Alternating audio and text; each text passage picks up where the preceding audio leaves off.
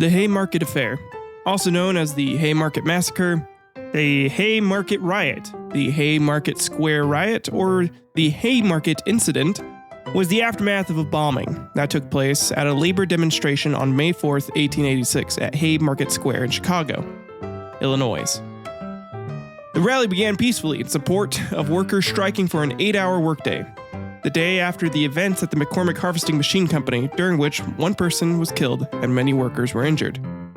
Today on Historical Quarrels, we go over this riot, the arrests and prosecutions that were made after it, and dive deep into some potential conspiracy theories that have popped up over time concerning this. So get your pickets and homemade bombs ready for today's explosive historical quarrel.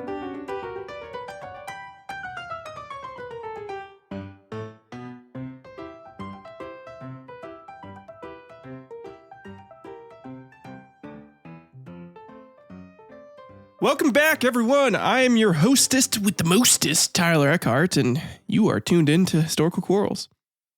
I want to thank all of you for your patience with the new bi-weekly with small, teeny, tiny, bite-sized squirrels in between these much longer, and much more robust episodes. I promise I'm going to get a tighter format down for those bite-sized episodes. As I release them, it's just knocking out that first waffle, then moving forward when each waffle will get better and better. I promise you. At least they should. And if you ever made waffles before, you know that first one comes out a little fucked up. A little too fucked up. Today, we're going to be going over the Haymarket Affair, which has been fascinating to research and learn more about. This event would come as a result of the Great Upheaval, which we'll go over first to give some background and context to the events that take place in May of 1886. After that, we'll go over the riots. Then we will dive deep into the 8 men who were arrested.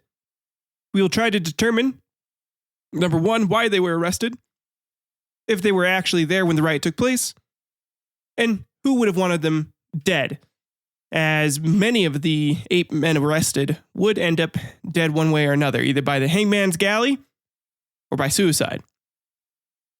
So, just go ahead and sit back and get ready as we dive into today's historical quarrel. You are listening to Historical Quarrels. So taking a look back at what caused the violent outburst in Chicago of 1886, we need to understand what the Great Upheaval was and why it came about. The Great Railroad Strike of 1877, sometimes referred to as the Great Upheaval, began on July 14th in Martinsburg, West Virginia, after the Baltimore and Ohio Railroad, or B&O for you monopoly players out there, cut wages for the 3rd time in a year. You know, like 3 times within a year. Usually, when you're working for a company, you expect them to raise your wages. And now back in the day, they just cut that shit all the time. They keep dropping it until you were flat fucking broke because their profit margins needed to go up, okay? The Great Railroad Strike of 1877 was the first strike that spread across multiple states in the U.S. The strike finally ended 52 days later after it was put down by unofficial militias, the National Guard, and federal troops. Because of economic problems and pressure on wages by the railroads, workers in numerous other states from New York, Pennsylvania, and Maryland into Illinois and Missouri also went out on strike.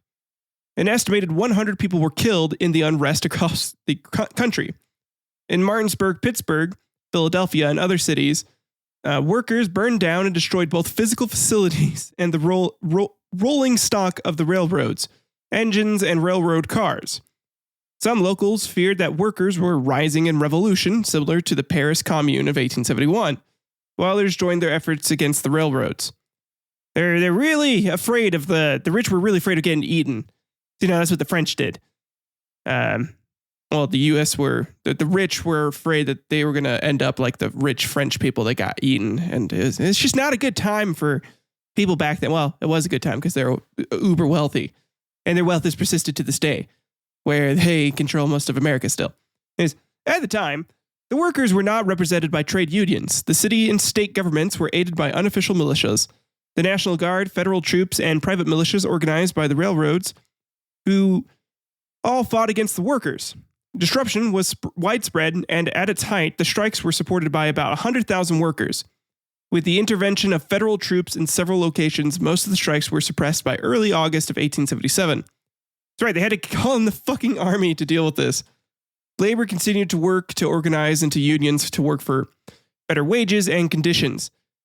Fearing future social disruption, many cities built armories to support local National Guard units. These defensive buildings still stand as a symbol of the effort to suppress the labor unrest of this period, which is insane to think about. They're like, listen, if our workers aren't going to be working for us, we're going to make sure the National Guard is armed to the teeth, I tell you. We're going to make sure that they have all the finest weaponry so we can kill the lot of them. And then after we kill them, we'll go make their children work for us. God damn it. We'll sue them for each bullet we have to fire. With public attention on workers' wages and conditions, the B&O in 1880 founded an employee relief association to provide death benefits and some health care. In 1884, it established a worker pension plan. Other improvements were implemented later. When the Civil War ended, a boom in railroad construction ensued, with roughly 35,000 miles of new track being laid from coast to coast between 1866 and 1873. The railroads, then the second largest employer outside of agriculture, required large amounts of capital investment, and thus entailed massive financial risk. Speculators fed large amounts of money into the industry, causing abnormal growth and overexpansion. J. Cook's firm, like many other banking firms, invested a disproportionate share of depositors' funds in the railroads, thus laying the track for the ensuing collapse. So essentially, all the rich people who were getting into this decided, hey, let's just dump a bunch of money into it because we know we're going to get our investment back. This is hot. This is what's it right now, you know? And it's what would cause them to lose a bunch of money because it was just overexpansion and there wasn't enough return on investment. So they're losing too much of that money. And you know where they had to find that money and get that money back? Well, it was from the workers who laid all the track that they did the job that they were hired to do. And instead of paying them the correct amount, they're like, nah, we're going to just cut your wages. And so that way we keep our money. In the wake of the Panic of 1873, a bitter antagonism between workers and the leaders of industry developed. Immigration from Europe was underway, as was migration of rural workers into the cities, increasing competition for jobs and enabling companies to drive down wages and easily lay off workers. If that sounds familiar to you, that's because it's similar to some of the shit that happened with, American companies off-leasing their IT departments to other countries. It just makes it harder to enter into the job market. Just saying. By 1877, 10% wage cuts, distrust of capitalists, and poor working conditions led to workers conducting numerous railroad strikes that prevented the trains from moving, with spiraling effects into other parts of the economy. Suppressed by violence, workers continued to organize to try to improve their conditions. Management worked to break up such movements, and mainstream society feared labor organizing as signs of revolutionary socialism. Because socialism is so bad for people.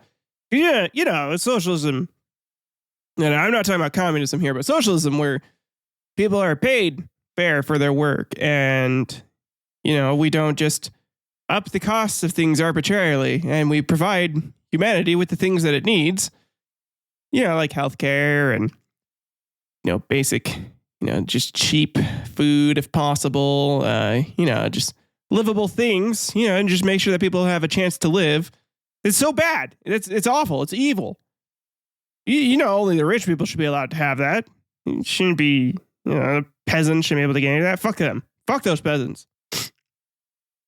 Many of the new immigrant workers were Catholics, and the church had forbidden, participation in secret societies since 1743, partially as a reaction against the anti-Catholicism of Freemasonry. It's goddamn Freemasons. They always gotta make shit hard for everybody else. They gotta convince the guy to start a religion and then just take the signs and the symbols and put it into a thing. And those things become super important apparently in the afterlife. Just fucking Freemasons. But by the late 19th century, the Knights of Labor, or KOL, a national and predominantly European and Catholic organization, had 700,000 members, seeking to represent all workers. In 1888, Archbishop James Cardinal Gibbons of Baltimore sympathized with the workers and collaborated with other bishops to lift the prohibition against workers joining the KOL. Other workers also took actions, and unrest marked the following decades. In 1886, Samuel Gompers, great name, Gompers, founded the American Federation of Labor for the Skilled Craft Trades, attracting skilled workers from other groups. Other labor organizing followed as well. In total, there were likely over 100,000 people that were involved in the Great Railroad Strike of 1877. Of those involved, nearly 1,000 people were jailed and about 100 were killed. So, 10% were jailed and 10% of the people that were jailed were killed. Or, you can also look at it as like 1% of the 100,000 people were killed, which for a movement, it's pretty good numbers. It's only 1%. That's crazy. It wasn't higher. The strike caused over 50% of the United States freight being carried on the railroads to stop for some time. In the end, the strikers did not win and were not given higher wages. They fucking lost. However, the strike did pave way for future strikes after proving that national labor action was possible in the United States. This strike led to the rise of certain political parties, including the Working Men's Party of the United States, the Greenback Labor Party, and the Populist Party. The strike ultimately led to increased membership in the Knights of Labor as well. Labor rights became a major national issue for both Republican and Democratic parties due to the strike. The Bureau of Labor was also formed by Congress in 1884 after the National Call for Labor Rights and the aftermath of the Great Railroad Strike of 1877. So this caused a lot of good things to happen. A lot less people getting fucked up and, government stepping in and making sure that capitalism didn't get a little too fucking crazy. Screw over most of America. Most of its voters, to be honest, not just the rich ones. There was also the San Francisco riot of 1877. The momentum from the East Coast strikes and the long-brewing anti-Chinese sentiment led to 3 days of deadly violence. Sorry, I shouldn't laugh at the long-brewing anti-Chinese. It's really fucked up, but that's what happened.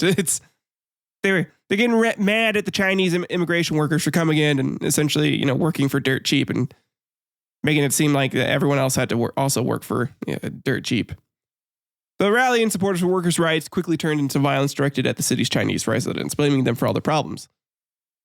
Reminds me of the same shit was happening to the Hispanics.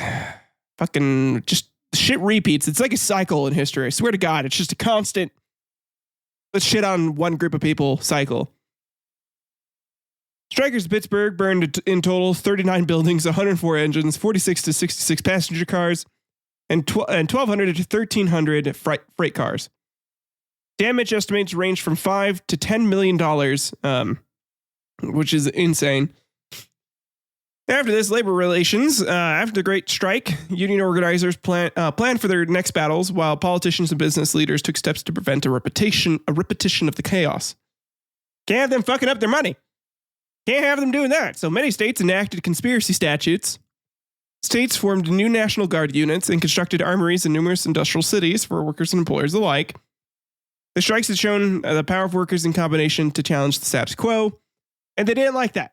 So they decided that they had to make sure that had enough guns to fuck them over.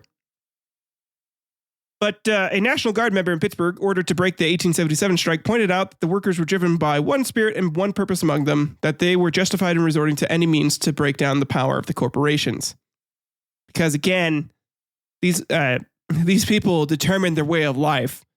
And when they feel like their work isn't being appreciated or, paid for enough, I feel like everybody should have a right to be like, hey, you're not paying me enough. Fuck you. I'm gonna go leave. And enough people feel the same way. Everyone should have a right to do that.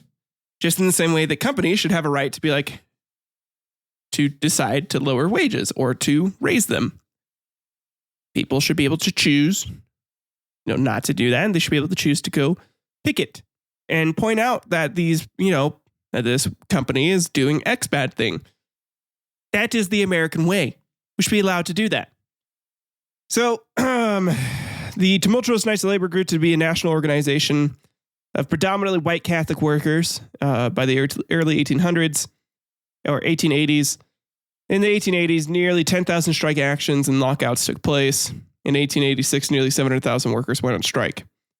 Business leaders strengthened their opposition to the unions, often firing men who tried to organize or join them. Nonetheless, the labor movement continued to grow. One result of the strike was the increased public awareness of the grievances of railroad workers, and on May 1st of 1880, the B&O Railroad, which had the lowest wage rate of any major railroad, established the Baltimore and Ohio Employees Relief Association, which provided coverage for sickness, injury from accidents, and a death benefit. But, they did the basic, the minimal thing you ask for when you start a job, typically. In 1884, the B&O became the first major employer to offer a pension plan as well. So there you go. That's kind of like the background to this whole shindig as to what happened. I don't know what the deal is with May and May 1st being an important date, but May seems to cause a lot of people to go fucking crazy in this timeline here. So let's go ahead and briefly talk about who the president of the company that was being picketed during this Haymarket Affair riot, who he was and what all he did. And then we'll get into the timeline, and then we'll go into the riot, the arrests, the bombing, all of it. We're going to get into all of it here in just a second.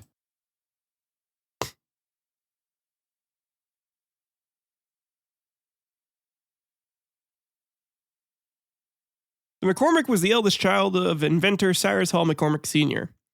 Cyrus Hall McCormick Jr. is the guy who is the president. And philanthropist Nancy Fowler. He was born in Washington, D.C. on May 16th of 1859. McCormick married Harriet Bradley Hammond on March 5th of 1889. They had 3 children. Cyrus Hall McCormick III was born September 22nd, 1890. Elizabeth McCormick was born July 12th, 1892. And Gordon McCormick was born June 21st, 1894. He was president of the McCormick Harvesting Machine Company from 1884 to 1902. In 1885, striking workers forced McCormick to restore a 15% wage cut. From then on, McCormick was set on breaking the union. He replaced iron molder skilled workers who had led the 1885 walkout with new machinery. In February of 1886, he locked out workers, replacing them with non-union labor or scabs, under the protection of 300 armed Pinkertons. Oh, the good old Pinkertons, those assholes. Basically a private militia that companies could employ to go fuck over workers. On May 3rd of 1886, a clash occurred between striking workers and scabs. The police fired into the crowd of unarmed workers, wounding many and killing 2. It was in response to this incident that the Haymarket meeting on May 4th of 1886 was called. So we have this asshole to think for everything. So as I'm going over today's story in the timeline, I just want you to think it was Cyrus Hall McCormick Jr.'s fault. Just remember whose fault it was. Okay. May 1st of 1866. On Saturday, May 1st, thousands of workers who went on strike and attended rallies that were held throughout the United States sang from the anthem 8 Hour. The chorus of the song reflected the ideology of the Great Upheaval. 8 hours for work, 8 hours for rest, 8 hours for what we will. Estimates of the number of striking workers across the U.S. range from 300,000 to 500,000. In New York City, the number of demonstrators was estimated at 10,000, and in Detroit, 11,000. In Milwaukee, some 10,000 workers turned out. In Chicago, the movement's center, an estimated 30,000 to 40,000 workers had gone on strike, and there were perhaps twice as many people out on the streets participating in various demonstrations and marches. As, for example, they marched by 10,000 men employed in the Chicago lumber yards, though participants in these events added up to 80,000.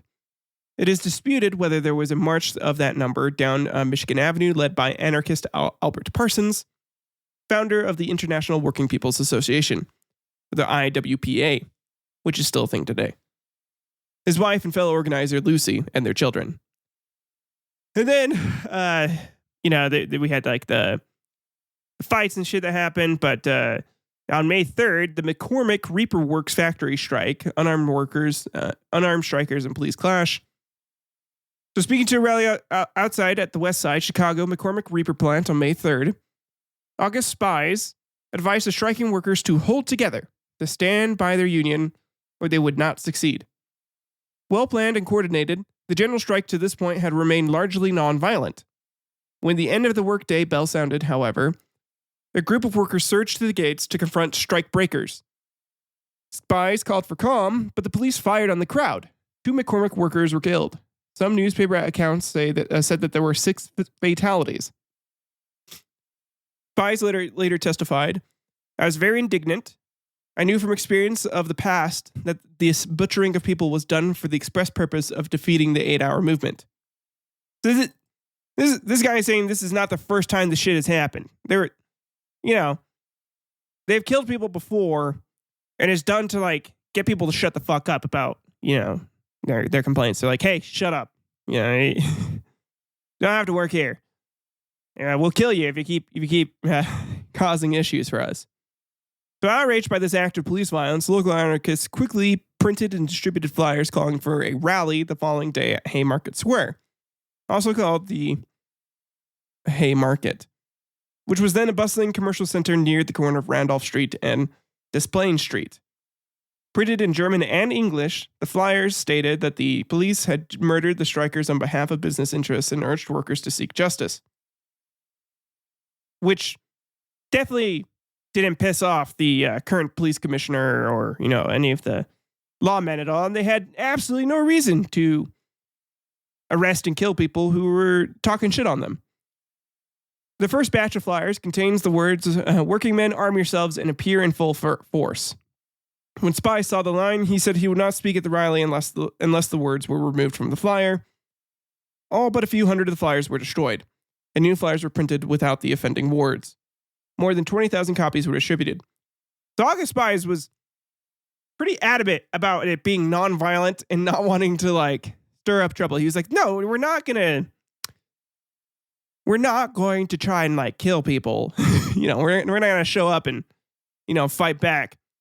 Our goal is to show up and do this properly. We're gonna peacefully yell at people, tell them to fuck off, but we're not gonna try and kill them, because there's no point in doing that. That's not how you get your way." Because he was a grown up. He was a man who used his man brain to be like, "Oh, hey, yeah, no, maybe war is not going to be the best end result for everyone." And yet, August Spies is going to be one of the people that gets arrested. So, sucks to suck, buddy. And then we get to May 4th, and this is where shit goes down.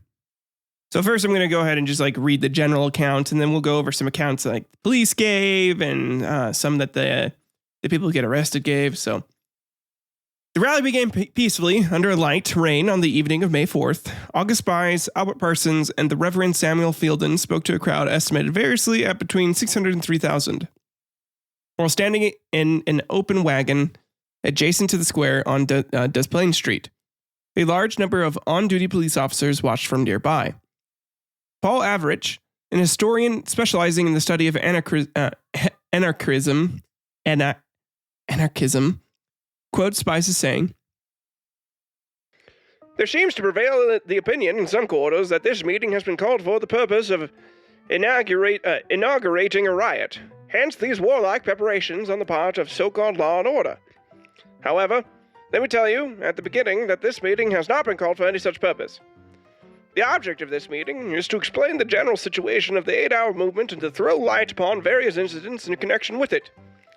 Now, I know many of you that have gathered here today feel the same sting upon your backs as our brothers did yesterday, through the outlandish cruelty of the police prescribed as a treatment to the disorder we have wrought. I know that many of you laid witness as the police and the owners of this factory came down and beat each man with their giggle gavels, and then proceeded to probe the men with said giggle gavels until they begged for mercy, and yet they continued. And I know that must cause many of you to harbor ideas, dangerous ideas, outlandish ideas, Like learning how to make dynamite in less than 24 hours and then planting dynamite in covered areas where you know the police are going to be standing. But let me tell you this. That is not the answer. That is not how we will win this fight. We will win by proving our worth and demonstrating to these owners that their companies could not run without us. We are needed, and so we must stand united peacefully. Fuck. I do not want to imagine what it'd be like to get probed by a giggle gavel. So most of that speech was true, besides like the giggle gavel and them like ramming it up people's asses and the explosion going off as he's talking. That didn't happen. But following Spice's speech, the crowd was addressed by Parsons, the Alabama-born editor of the radical English language weekly, The Alarm. The crowd was so calm that Mayor Carter Harrison Sr., who had stopped by to watch, walked home early. He wasn't worried about it. Parsons spoke for almost an hour before standing down in favor of the last speaker of the evening. The English-born socialist, anarchist, then labor activist, Methodist pastor, Reverend Samuel Fielden, who delivered a brief 10-minute address. Many of the crowd had already left as the weather was deteriorating, so a lot of people were already leaving. It was coming, it was winding down to an end. A New York Times article with the dateline of May 4th and headlined "Rioting and Bloodshed in the Streets of Chicago, 12 policemen dead or dying," reported that Fielden spoke for 20 minutes, alleging that his words grew wilder and more violent as he proceeded.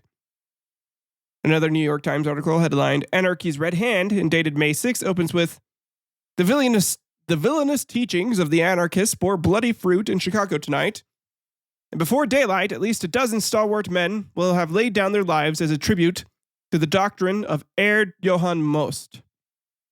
Most was a German-American anarchy theorist and leader who was not in Chicago. The article referred to the strikers as a mob and used quotation marks around the term working men to suggest that they weren't working men. They're lazy assholes who, didn't want to work. How dared they not want to work for pennies when they're supposed to be getting like quarters? Damn them. At about 10:30 p.m., just as Fielden was finishing his speech, police arrived en masse, marching in formation towards the speaker's wagons, and ordered the rally to disperse. Fielden insisted that the meeting was peaceful. Police Inspector John Bonfield proclaimed, "I command you, in the name of the law, to desist and to disperse." You probably didn't have a southern accent at all, but, it's just fun to imagine that. A homemade fragmentation bomb was thrown into the path of the advancing police where it exploded, killing policeman Matthias J. Deegan, and severely wounding many other policemen.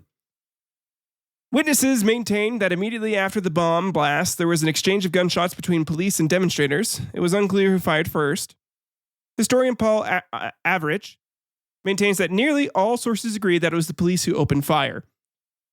Reloaded, then fired again, killing at least 4 and wounding as many as 70 people. So, to be fair, if someone tossed a bomb and killed one of my buddies, I'd probably open fire too, to be honest. Just try and fucking get whoever did it at that point. But at the same time, I'd also be like, oh, man, there's just a bunch of people here who, are just tired of the bullshit wages. I don't know. Probably actually wouldn't open fire. I would be a little smarter than that. Probably go look for cover. Try and hide from the bombs. So, anyways, in less than 5 minutes, the square was empty except for casualties. According to the May 4th New York Times, demonstrators began firing at the police, who then returned fire.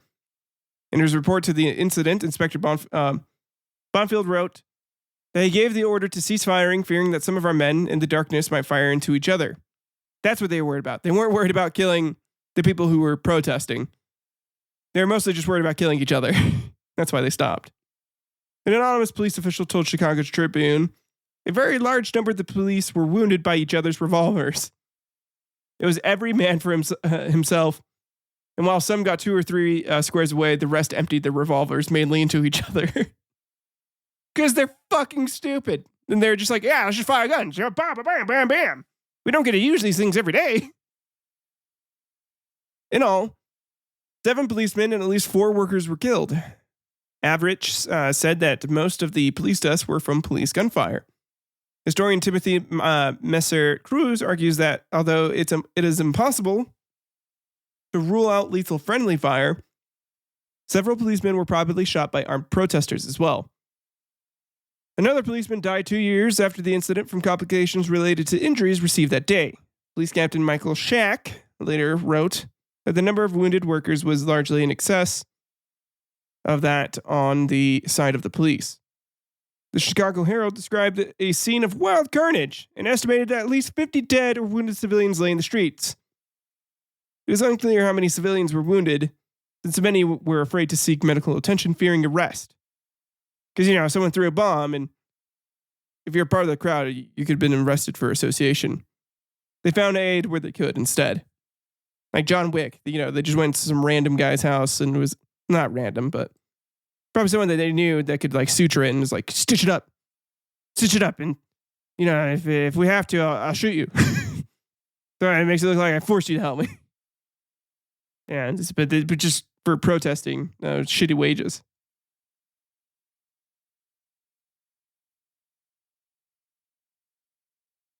Here are some of the police reports about this incident as well. This one is from Lieutenant Bowler. On Tuesday, May 4th, the attention of our department was called to a circular-headed revenge, and also to the fact that an anarchist meeting was to be held that evening on Randolph Street near Des Plaines Street. On the square known in years gone by as the Haymarket. But owing to reasons known only to the prime movers of the meeting, it was changed to about 90 feet north of Randolph on Des Plaines Street and near the intersection of an alley to better serve their purposes. On the afternoon of the day above mentioned, His Honor the Mayor ordered that the Department of Police keep watch of the meeting. And if any of the speakers should advise their hearers to acts of violence, it would be our duty as conservators of the peace to go to the place of meeting in sufficient force and order them to peaceably disperse.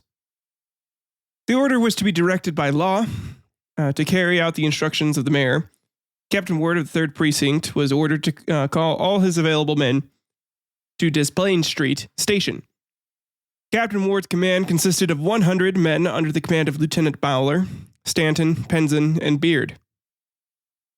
In addition to the above, there was present 26 men from the Central Detail commanded by Lieutenant G.W. Hubbard and Sergeant John E. Fitzpatrick, and 50 men from the 4th Precinct with Lieutenant Steele and Quinn.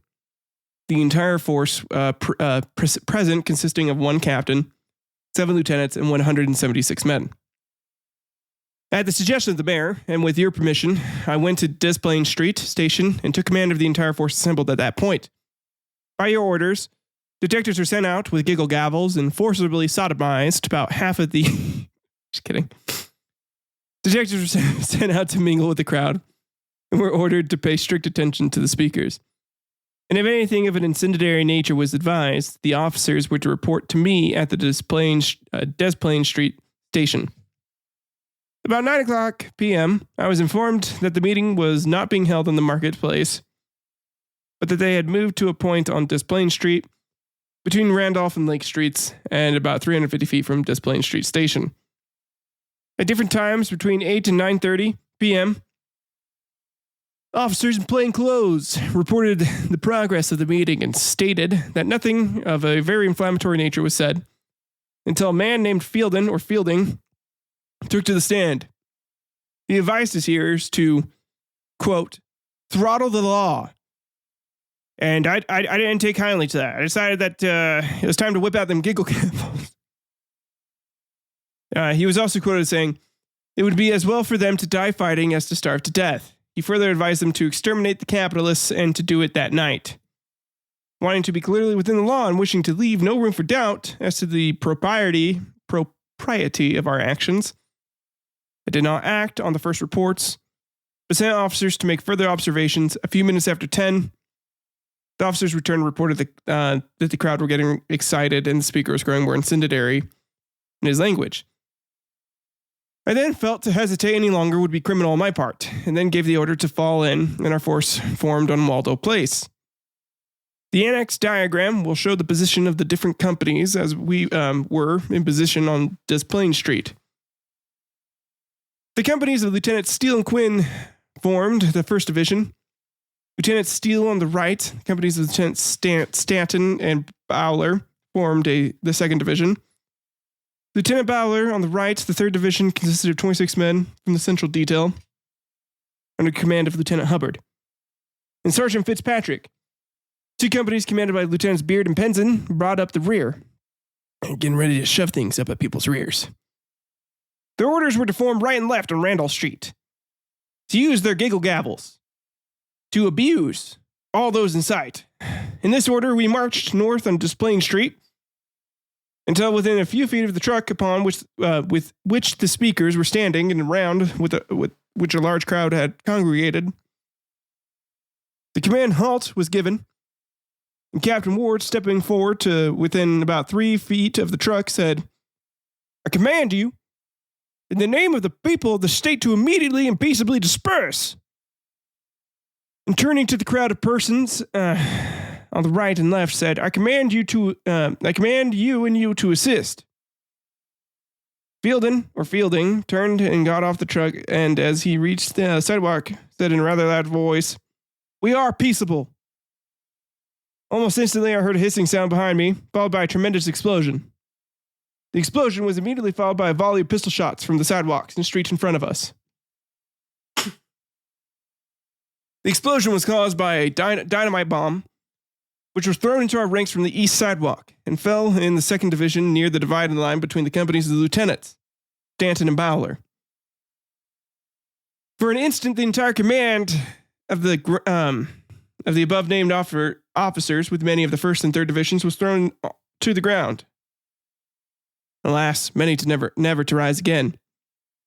The men recovered instantly and returned the fire of the mob. Lieutenant Steele and Quinn charged the mob on the street, while the companies of Lieutenant Hubbard, with a few uninjured members of the 2nd Division, swept both sidewalks with a hot and telling fire.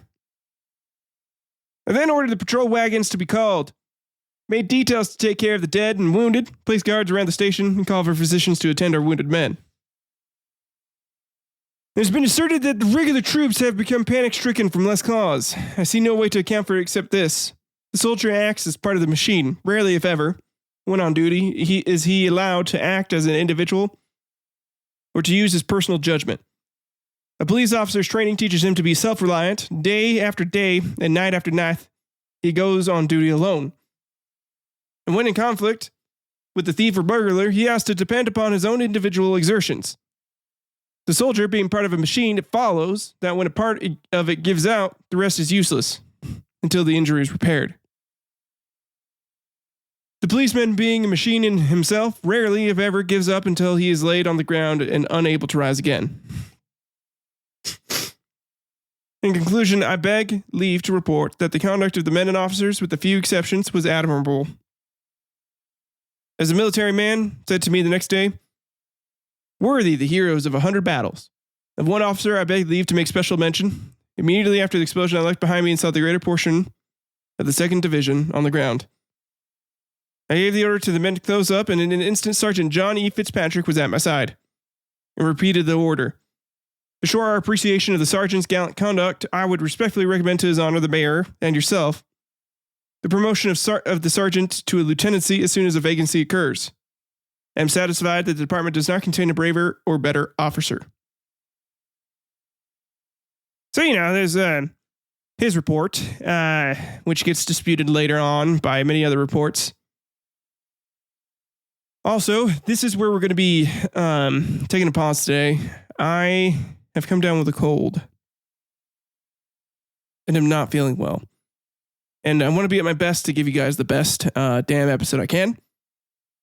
So we're going to be finishing up the rest of this next week. And I'm going to recover from this cold because it is progressively gotten worse, if you can't tell.